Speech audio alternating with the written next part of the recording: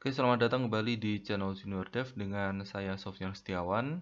Kali ini kita akan melanjutkan tutorial dari dasar-dasar ActionScript 3.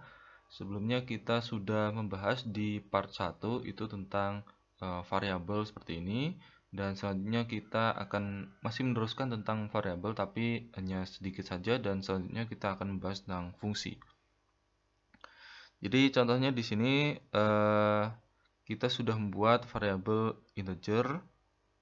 Dan dengan variabel integer kita bisa melakukan operasi matematika, contohnya di sini adalah penjumlahan seperti ini. Kita juga bisa membuat misalkan variabel kemudian namanya d, integer juga, dan di sini saya akan coba untuk membuat yang namanya perhitungan matematika dengan kurung. Contohnya misalkan A kemudian ditambah B, lalu kemudian dikali C, seperti ini. Oke, contohnya kalau misalkan kita trace, itu adalah nilai D itu sama dengan plus D, seperti ini. Plus D ya. Oke, coba kalau kita export movie. Oke, jadinya seperti ini. Jadi sebelumnya kita tambahkan jadi A plus B. Ini yang dihitung pertama. Jadi dalam kurung ini. Jadi ini adalah 30 dikali 30. Hasilnya adalah 900. Oke, seperti itu. Perhitungan apa ya namanya? Asosiatif atau apa, saya lupa. Oke, selanjutnya kita akan mencoba untuk kita akan belajar tentang operasi assignment. Jadi di sini kita sudah membuat variabel A, dan kemudian kita akan assignment dengan variabel B. Jadi A plus sama dengan B. Jadi maksudnya adalah ini sama dengan A sama dengan A plus B.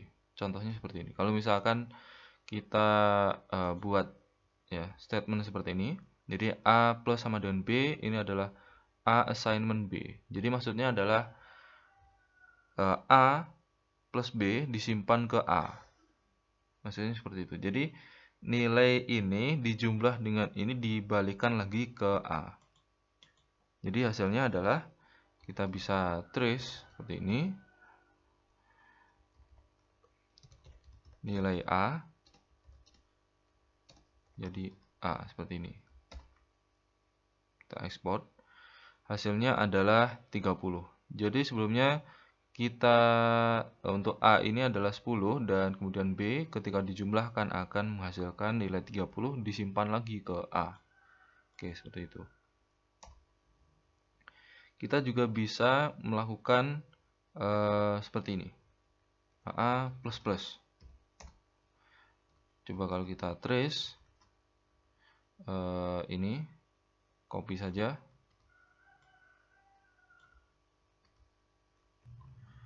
Oke, kita export movie, hasilnya adalah 31. Ini adalah operasi increment, jadi menambah nilai dari sebelumnya ditambah dengan 1. Jadi ini seperti halnya A sama dengan A plus 1. Oke. Ada increment, ada decrement. Kalau misalkan decrement kita bisa kurangi seperti ini. Oke. Untuk yang assignment tadi, ini sebenarnya juga bisa ada main sama dengan, kemudian bagi sama dengan, kali sama dengan, seperti itu. Oke. Kemudian kita akan buat misalkan variabel pesan 2 dengan tipe string, dan kita akan mendapatkan nilai dari misalkan A. A ini adalah sebuah variabel integer, tapi kita akan masukkan nilainya ke dalam variabel pesan 2 ini berupa string. Jadi kita bisa ketikkan di sini A, dan kemudian kita akan convert karena kita tidak bisa mengisi variabel string dengan variabel integer. Maka kita harus mengubah dulu ke dalam string dengan menggunakan fungsi toString. Oke. seperti ini. Jadi ini akan mengembalikan nilai, ini akan diubah menjadi nilai masukannya, ini akan berubah string. Oke, coba kalau kita trace, misalkan A ke string, kemudian ini adalah pesan 2. Oke, coba kalau kita lihat outputnya. Nah, ini tidak ada error karena ini sudah diubah menjadi string. Kalau misalkan ini tidak diubah menjadi string, akan ada error. Jadi tidak kompatibel dengan nilai integer. Oke. Kita akan coba untuk close sementara untuk action. Kita akan buat input text. Kita akan tambahkan 2 buah teks di sini. Kita pilih T seperti ini dan kemudian kita akan lihat di sini di text tool kita akan pilih input text. Oke, seperti ini. Lalu colornya kita ganti warna hitam dan ini kita berikan border. Oke, kita akan buat seperti ini. Dan kemudian kita akan copy di bawahnya. Oke. Yang di sini yang inputan kedua kita akan ganti menjadi dynamic text. Oke. Ini nanti tidak bisa saya demokan karena nanti ribet ya kalau misalkan saya demokan. Jadi saya akan jelaskan bagaimana cara kerja dari input text ini. Kita akan coba tambahkan keterangan di sini. Oke.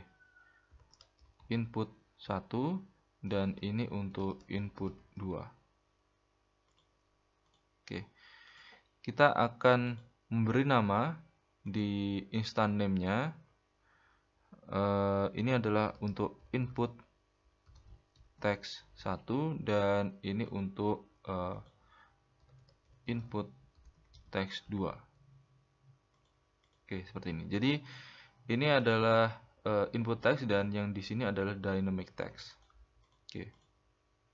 Kita akan coba bedakan antara layer action dengan layer object. Kita akan cut di sini dan kemudian kita akan tambahkan layer di bawah layer action. Kita paste. Oke, seperti ini. Kemudian kita akan menuju ke action. Oke.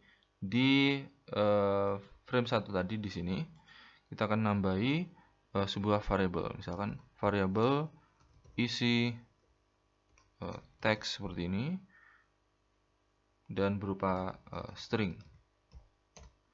Lalu kemudian kita akan panggil isi teks, kemudian kita akan buat statement yang mengisi nilai dari isi teks ini, misalkan input text 1.text. Oke. Kita akan coba trace ya. Kita akan coba trace dan kemudian ini diisi dengan isi teks. Oke, maaf. Oke, kita akan coba berikan keterangan di sini. Jadi kita akan isi input 1. Oke, seperti ini. Dan kemudian kita akan export movie. Oke, di sini tadi ada kesalahan? Tidak. Oke, ini karena kita tidak mengisi yang ada di sini. Jadi kalau misalkan kita isi nanti ini harusnya bisa diisi ya. Oke, sepertinya ada kesalahan. Oke, kalau ada error kita bisa lihat di sini, kemudian gunakan use device font di anti-alias ini. Oke, maka kita bisa mengetikkan teks di sini. Oke. Dan ketika kita misalkan gunakan tombol di sini untuk mendapatkan teks, karena ini tidak bisa langsung dibaca oleh variable, harus ada action listener Dan contohnya di sini saya tidak gunakan action listener. Jadi ini hanya sifatnya ini dari nilai di sini untuk mengambilnya itu menggunakan misalkan untuk nama dari instance, kemudian diikuti dengan teks seperti ini, baru disimpan ke dalam isi teks. Kemudian bisa trace. Nah, ini membutuhkan action untuk misalkan tombol atau event. Jadi kita tidak bisa langsung gunakan ketika ini diisi langsung muncul di sini. Harus ada event tertentu. Oke, dan nanti hasilnya bisa disimpan di sini. Terus kemudian untuk input text 2 dinamis ini kita akan mendapatkan nilainya dari isi teks. Oke, seperti ini. Jadi ini juga membutuhkan trigger agar nanti ini bisa masuk ke dalam sini. Contoh triggernya adalah tombol atau event. Jadi tidak bisa langsung yang sudah diketikkan langsung ke sini. Jadi harus ada eventnya. Tapi ini adalah cara untuk memanggil teks ya. Teks misalkan mengisi ini untuk mendapatkan teks dari input teks 1, ini untuk mengisikan teks ke dalam input teks 2 dari nilai variabel yang ada di input teks 1. Oke, seperti ini. Selanjutnya yang sering digunakan di ActionScript itu adalah membuat ukuran dari flash itu menjadi full screen. Jadi kalau misalkan kita gunakan export seperti ini, maka ini hanya tampilannya seperti ini saja. Jadi ukurannya 800 kali 600 pixel, misalkan ini 500 kali berapa gitu. Kalau misalkan kita buat full screen, maka kita bisa view di sini ada full screen. Biasanya kalau sudah kita ekspor dan nanti akan sifatnya penuh. Jadi ini penuh sampai sini. Jadi tidak ada yang namanya window seperti ini dan tidak terlihat untuk yang namanya taskbar di bawah. Oke, jadi sifatnya full screen. Jadi caranya untuk buat full screen itu adalah objeknya yaitu stage, kemudian display state ya, display state, lalu kemudian stage display stage. Nah, ini full screen. Oke, jadi kalau misalkan kita jalankan nanti flashnya kalau sudah diekspor akan menjadi full screen. Oke, karena ini masih berada di demo dari eksportan flash, maka kita tidak bisa melihat full screen-nya. Kalau misalkan teman-teman sudah ekspor, baik menggunakan test movie, kemudian kalian bisa lihat untuk filenya di Explorer, atau kalian bisa publish dengan format file yang lainnya, kalian bisa dapatkan ini akan menjadi full screen. Oke, selanjutnya kita akan membahas untuk bermain di play dan stop frame. Oke, kita akan berikan perintah seperti ini aja. Kita akan langsung ke stage. Kita akan berikan layer baru. Di layer baru di frame berapa ini? Di frame 2, di layer 3 kita akan buat keyframe dan kita akan buat animasi. Contoh di sini saya akan buat kotak dengan warna misalkan ungu seperti ini. Saya buat seperti ini dan kemudian saya akan buat motion twin. Kita akan buat motion twin. Oke, kita oke dan kita geser sampai 90 ini. Kita berikan keyframe di sini. Di keyframe 90 kita akan tarik ke sini dan kemudian kita akan ubah untuk lengkungan animasinya. Jadi pergerakan animasi akan melengkung seperti ini dan kita buat rotate. Oke, seperti ini. Jadi kalau dijalankan jadi seperti ini.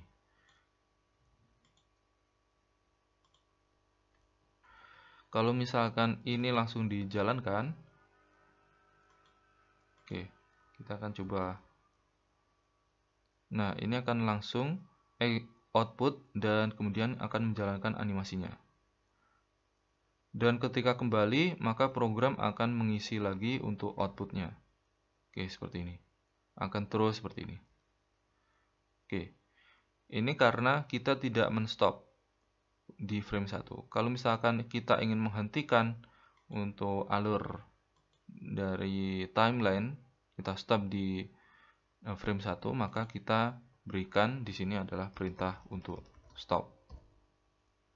Oke.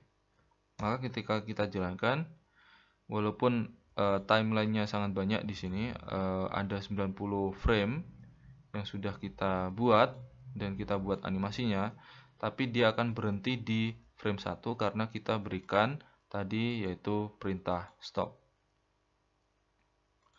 Nah, untuk menjalankannya kembali, kita bisa hapus stop atau berikan perintah yaitu play. Oke, coba kalau kita ekspor lagi, maka dia akan berjalan lagi. Nah, jadi stop itu untuk menghentikan timeline dan play untuk menjalankan timeline. Oke, ini akan saya stop lagi. Oke, seperti ini. Selanjutnya kita akan mencoba belajar untuk membuat fungsi dan menampilkan hasil dari fungsi tersebut. Nah, untuk membuat fungsi, maka kita contohnya di sini adalah dari sebelumnya kita sudah memanfaatkan fungsi. Mulai dari awal itu adalah trace, kemudian apa ya? Trace ya, di sini kemudian ada stop, play dan stop seperti ini. Ini adalah fungsi. Atau mungkin ini toString, ini adalah sebuah fungsi. Nah, fungsi-fungsi ini mempunyai fungsi yang berbeda. Ada yang mengembalikan, ada yang bersifat untuk menjalankan perintah saja di dalamnya dan mengembalikan nilai dan sebagainya.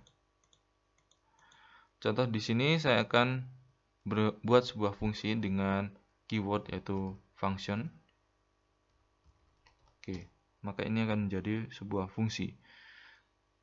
Kemudian kita berikan nama fungsi, misalkan tampil teks seperti ini, dan kemudian kurung tutup seperti ini, dan kemudian kita isi dengan kurung kurawal. Oke, seperti ini. Dan di dalam sini kita bisa mengetikkan kode apa saja yang kita ingin jalankan ketika fungsi ini dipanggil. Misalkan kita akan buat trace seperti ini. Nah, apa yang akan kita trace? Maka kita membutuhkan sebuah variabel yang ada di sini, atau mungkin sebuah output. Kita bisa langsung mengetikkan di sini hi, misalkan seperti ini.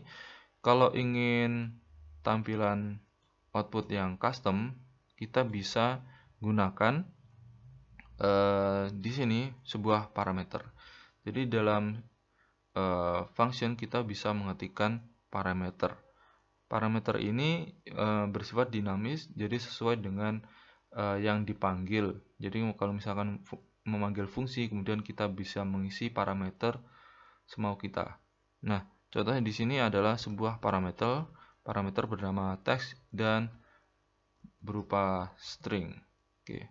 Jadi parameter ini seperti halnya variabel yang di dalam function ini.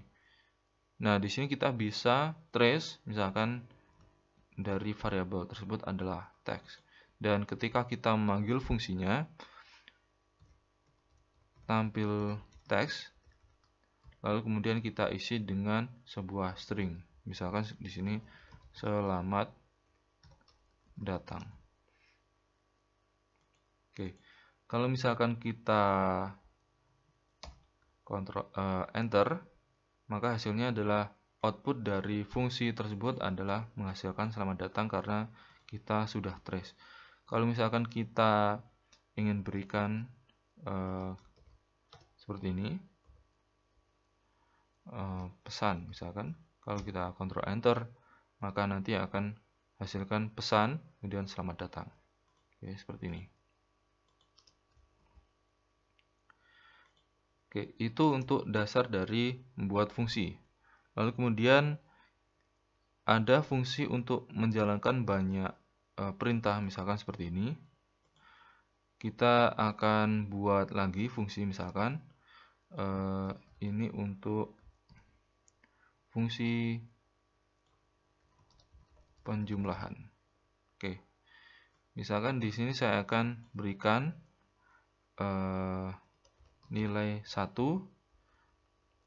berupa integer, kemudian kita koma, kita tambahkan dengan parameter lain, misalkan nilai 2 berupa integer, dan nilai 3 ini juga berupa integer. Oke. Di sini kita akan menambahkan variabel, misalkan variabel d di sini berupa integer juga.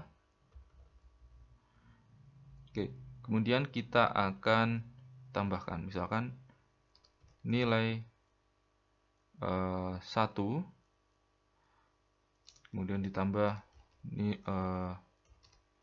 nilai 2, lalu ditambah nilai 3. Oke, kemudian kita akan trace, misalkan hasil penjumlahan. Hasil penjumlahan adalah D. Oke, seperti ini. Lalu kemudian kita akan panggil fungsinya seperti halnya di sini. Jadi penjumlahan. Penjumlahan nilai misalkan diisi 1 atau mungkin 10 ya. 10 kemudian 20 30 seperti ini. Coba kalau misalkan kita ekspor SWF, nah hasilnya adalah 60. Jadi penjumlahan antara 10, 20 dan 30. Nah, di sini kita membuat variabel D, padahal di atas kita sudah membuat variabel D juga. Nah, kenapa ini masih bisa dipanggil tidak ada error? Karena untuk variabel D di sini ini bersifat global, sementara variabel D di sini bersifat lokal. Jadi maksudnya lokal adalah ketika kita membuat function seperti ini, kemudian kita buat variabel ini, variabel D ini tidak dihitung, tidak sama dengan variabel ini. Jadi sifatnya global, sementara ini di sini lokal, hanya bisa dijalankan di dalam function, tidak bisa dijalankan di luar seperti ini. Oke. Kita juga bisa mengisi parameter ini dengan variabel yang sudah kita buat. Contohnya di sini saya akan mengisi yaitu A, kemudian B, kemudian C. Nah, untuk nilai A tadi, sebelumnya ini hasilnya 10 menjadi 31, kita akan lihat. Jadi di sini tadi adalah A, dan kemudian di sini untuk B, dan di sini adalah C. Kalau misalkan kita Ctrl Enter, maka hasilnya adalah 71. Karena sebelumnya untuk A tadi nilainya adalah 31, B 20, dan ini harusnya C ya. Ini harusnya C. Oke, seperti ini. 81 ternyata. Jadi 31 ditambah 20 ditambah 30 hasilnya adalah 81. Oke, selanjutnya saya akan membuat sebuah fungsi yang mengembalikan nilai. Nah, kita akan buat function seperti ini. Misalkan kali 2. Dan kemudian kita berikan parameter yaitu angka berupa integer. Nah, kemudian di sini adalah nilai titik balik dari tipe dari function, tipe data dari function, yaitu integer. Kita akan buat di sini. Kita akan coba angka ini dari parameter ini akan kita kalikan 2 seperti ini. Nah, untuk mengembalikan nilai kita membutuhkan keyword yaitu return. Oke, seperti ini. Return angka kali 2. Oke. Jadi hasilnya nanti kita bisa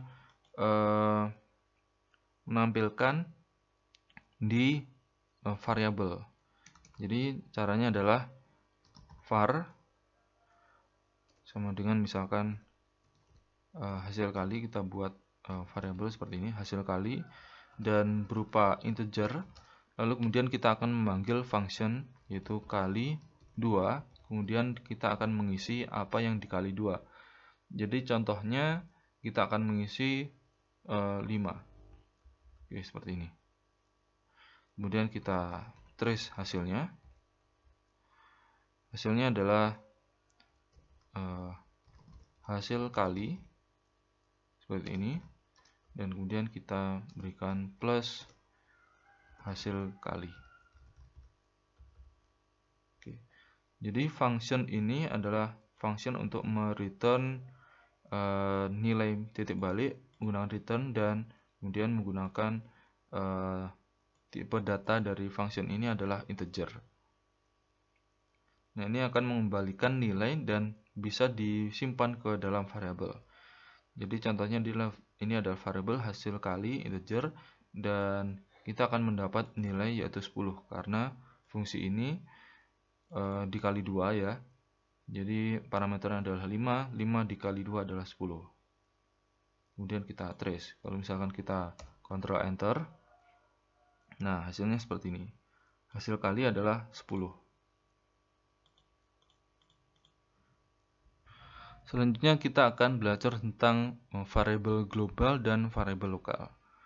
Sebelumnya di sini saya sudah mencontohkan variabel lokal itu adalah D yang ada di penjumlahan, dan yang di sini untuk D yang ada di luar sini ini berupa global dan ini adalah lokal. Hanya bisa dijalankan di function. Saya akan contohkan lagi, saya akan buat demo dari variabel global. Misalkan sebuah variabel global. Oke, ini berupa string, dan kemudian kita akan isi nilainya adalah ini global seperti ini. Kemudian kita buat function, misalkan test seperti ini. Nah, tanpa ada parameter, dan kemudian kita bisa trace variabel global seperti ini. Kemudian kita panggil untuk function test seperti ini. Kalau kita Ctrl Enter, maka hasilnya adalah, nah ini global. Nah, untuk variabel global ini dia bisa berjalan di mana saja. Jadi kalau misalnya kita tempatkan kode di sini, kemudian kita panggil di fungsi lain, maka ini masih bisa.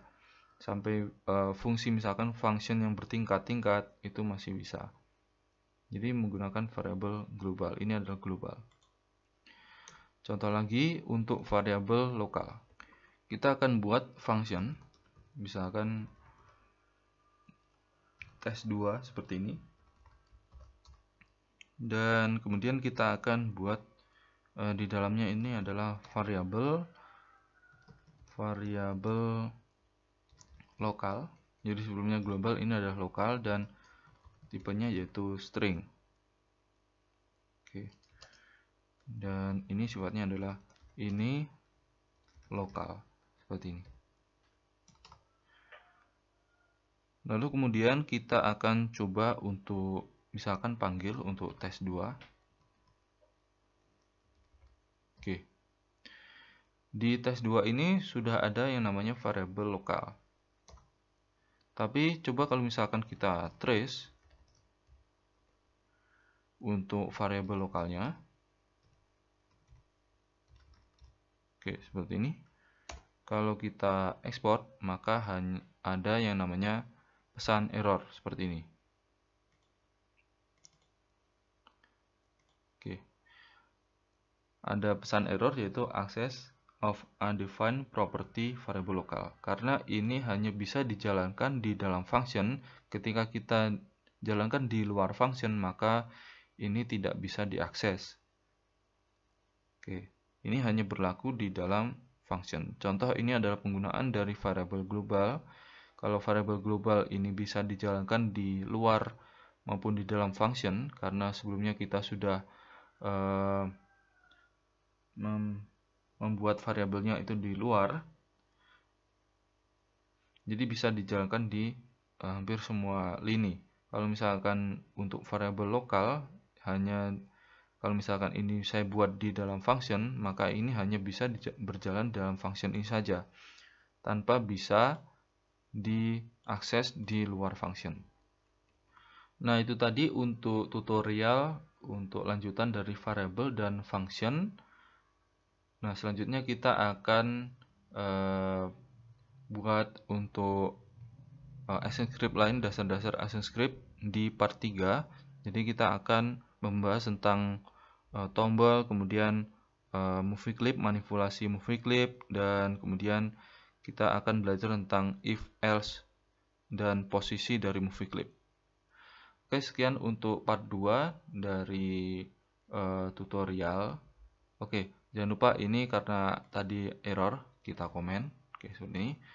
Jadi kita akan bertemu di part 3 dan kita akan membahas tentang yang belum kita pelajari, yaitu tentang if, for, percabangan atau perulangan, dan kemudian kita akan belajar tentang navigasi tombol dan kemudian manipulasi tentang movie clip. Dan nanti kita juga akan belajar tentang sound di part 3. Oke, jangan lupa untuk subscribe channel Junior Dev, share dan like video-videonya. Jika masih ada yang belum jelas bisa ditanyakan di bawah. Dan sampai jumpa di part 3. Oke, sekian dan terima kasih.